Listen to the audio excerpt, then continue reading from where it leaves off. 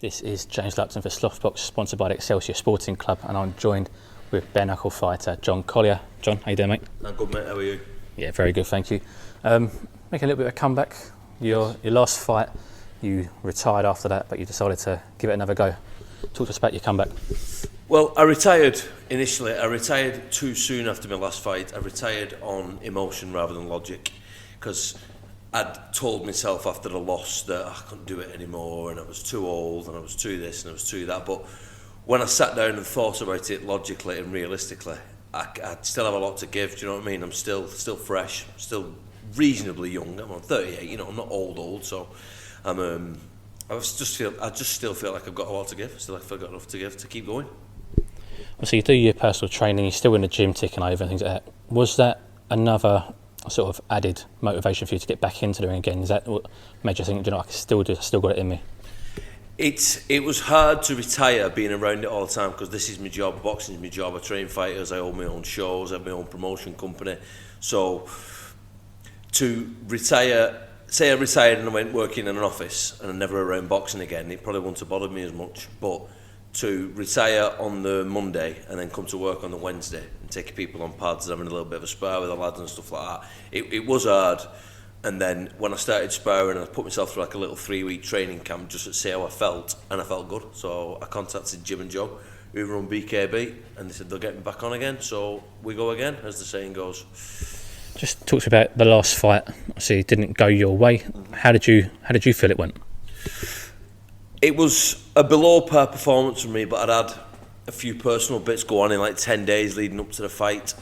And that's not to take anything away from Aaron, who I boxed. Aaron did what he had to do. He beat the fighter who was in front of him. If Aaron had a bad week and I beat him, that's how it works. You just beat the guy who's in front of you on the night. That's how it works.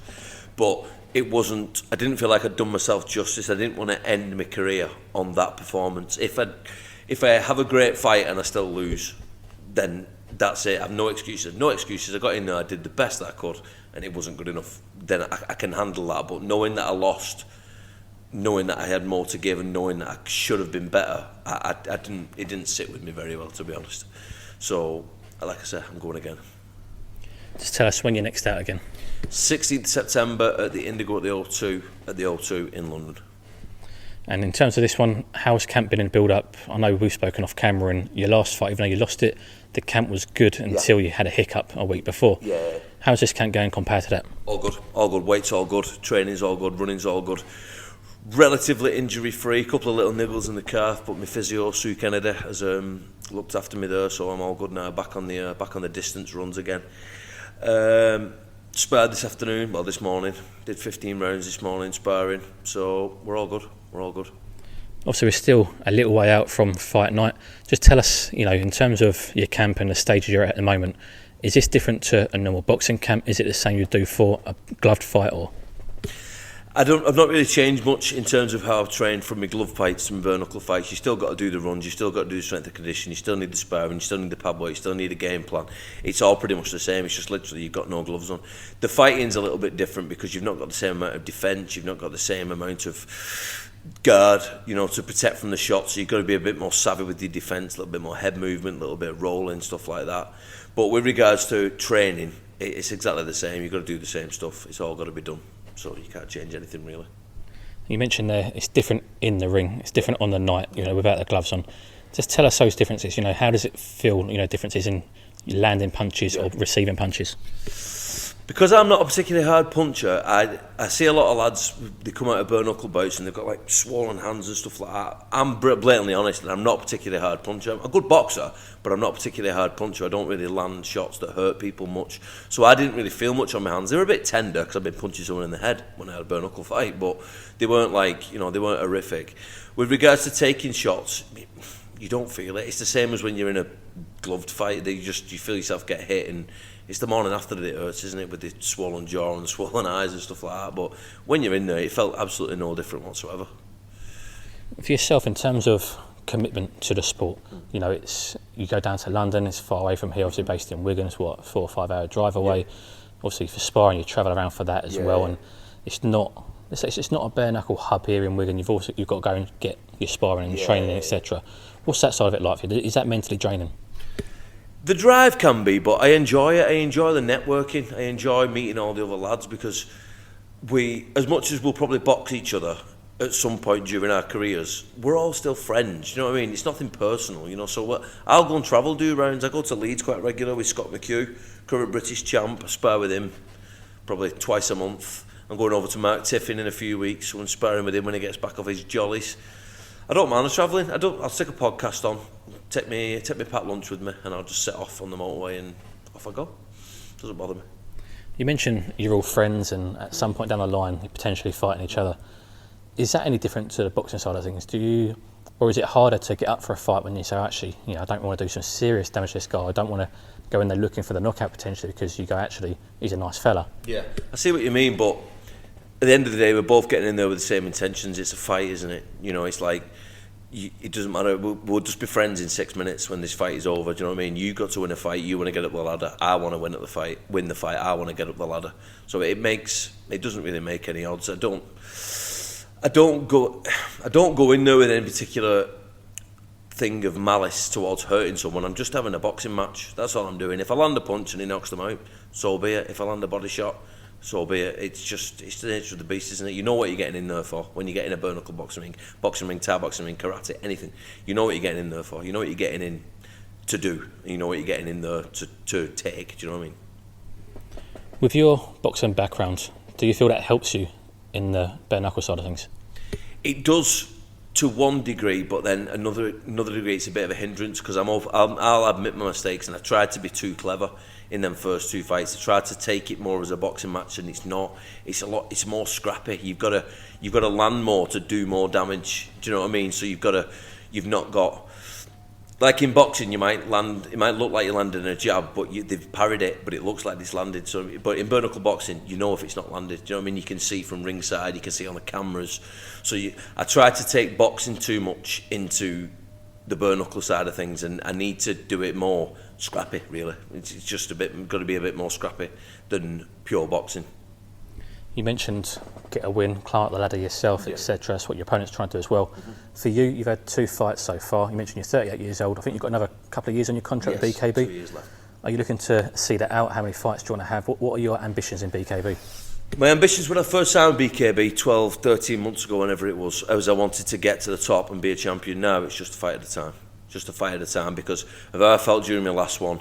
You know, the stage I am in my life age-wise, it's just a fight at a time. So I'll do this camp, I'll do this fight, and then I'll take a rest and see how I feel. If I want to go again, I'll go again.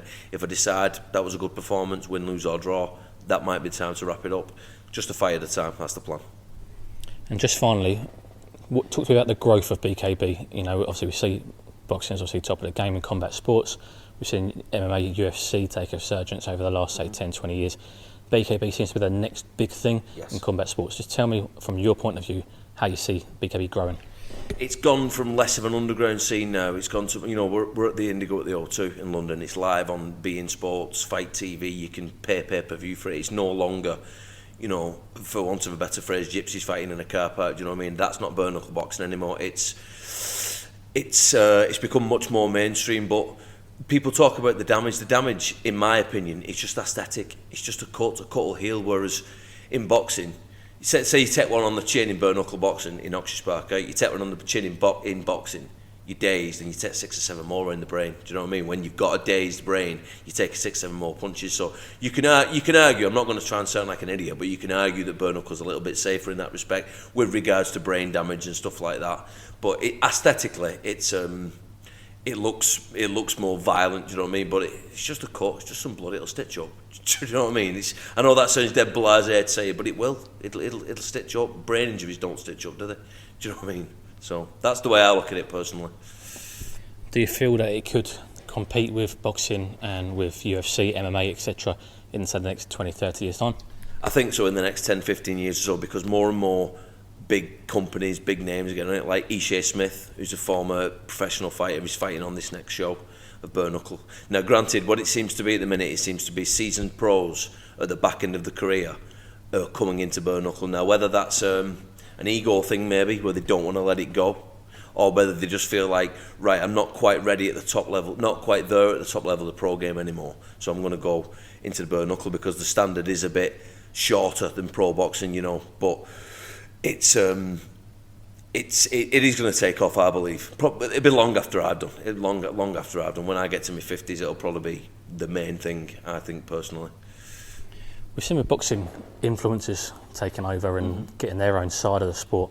I think, correct me if I'm wrong, but I think Bryce Hall, an influencer boxer, he's now doing bare knuckle. Could we see influencers do that with bare knuckle if it does grow at the rapid speeds? You could potentially see it, I suppose, but it's a different game altogether. You see, with these influencers and whatnot, I mean, for the record, I don't mind it because it's just entertainment. Do you know what I mean? It's just like a guy standing on stage playing a guitar, just like dancers. It's just, if you take it for what it is, just as entertainment, just don't worry about it. You know? Like Eddie Hearn made a point the other week. He said, boot it as far away from pro boxing as you can, and that's fine. It's the same as white collar boxing. It's the same as anything. It's not professional boxing. It's great at what it does. It's entertainment. It is what it is. Everyone's making a quick quid. Everyone's getting fit. Everyone's getting healthy. It is what it is. It's just entertainment. It's not professional boxing. But if the influence decided to come to bare knuckle, I think it's, again, going using the same word again, it's a lot to do with aesthetics, isn't it? These influencer guys, they're all good looking 17, 18, 19 year olds, you know what I mean? You're not going to want to end up with your face on inside out by the time you're 25 from doing bare knuckle when your job is to look pretty on camera. So I don't think we're going to see much of a crossover. But, 20 years ago we'd have said you're not going to see YouTubers making money. 10 years ago we said we're not going to see YouTubers coming fighting, and yet Jake Paul versus Nate Diaz was last night and probably did 400 billion pay-per-view buys and made them all a fortune. Absolutely. Well, John, thank you for your time. All the best for the next fight and future. Thank you very much, mate.